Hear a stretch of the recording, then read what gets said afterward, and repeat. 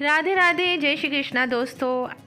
कैसे हैं आप सब? आशा करती हूँ आप सब बढ़िया होंगे, स्वस्थ होंगे अपने अपने घर में। और स्वागत है आपके अपने चैनल कृष्णा सखी मलिका में। तो दोस्तों, आज है लोहड़ी का त्यौहार, तो जो कि पंजाब में तो बहुत ही धूमधाम से मनाया जाता है।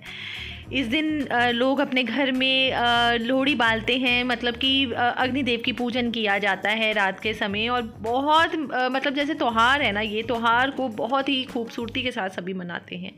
तो दोस्तों, आज जो मैं वीडियो बनाने जा रही हूँ वो वीडियो है हम अपने लड्डू गोपाल जी के साथ किस तरह से लोहड़ी का त्यौहार बनाए। तो सबसे पहले तो देखिए, ये हमने जब लोहड़ी को जलाना होता है तो इस तरह से हमने आज अपने लड्डू गोपाल जी के साथ एक छोटी सी लोहड़ी मना रहे हैं।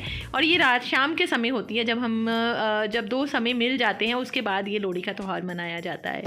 तो देखिए, मैंने भी लोहड़ी के लिए सब कुछ तैयार कर लिया है। सफ़ेद तिल तैयार कर लिए हैं, और जैसे कि मूंगफली होती है, फुल्ले होते हैं जिसको पॉपकॉर्न कहते हैं, रेवड़ियाँ होती हैं, गचक होती हैं, आप सब उन चीज़ों का बंदोबस्त कर लीजिए, इंतज़ाम कर लीजिए। और ये देखिए, एक छोटा सा ना एक पंगूड़ा कहते हैं जिसको, मंजी टाइप कहते हैं पंजाब में। और ये किसी भक्त ने ही मुझे ठाकुर जी के लिए भेंट के रूप में दिया है। तो देखिए, लकड़ी का बना हुआ है, बहुत ही खूबसूरत है। और उन्होंने मुझे स्पेशल कहा था कि आप लोहड़ी वाले दिन ठाकुर जी को इसी जो ये बेड है, जो इनको पंगूड़ा कहते हैं लकड़ी का, इसके ऊपर बिठाइएगा, उसी के ऊपर विराजमान कीजिएगा और साथ में लोहड़ी का त्यौहार मनाइएगा। तो देखिए, हमने अपने ठाकुर जी को इसी बेड के ऊपर बिठा दिया है। और देखिए, लोहड़ी पे मैंने इनके लिए, अपने ठाकुर जी के लिए एक बहुत ही खूबसूरत सी माला लेके आई हूँ। और ये माला बहुत ही सुंदर है, मोतियों की है, और साथ में बीच बीच में कुंदन लगे हुए हैं, नग लगे हुए हैं।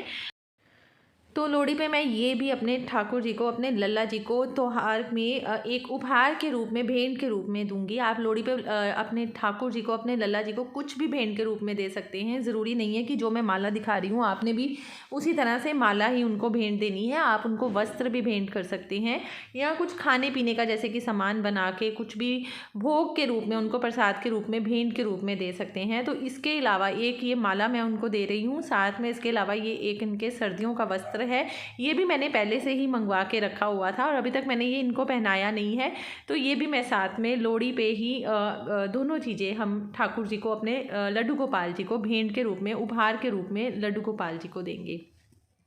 तो मूंगफली, रेवड़ियाँ, फुल्ले और साथ में गचक, इन सब का तो बहुत अहम स्थान है लोहड़ी वाले दिन।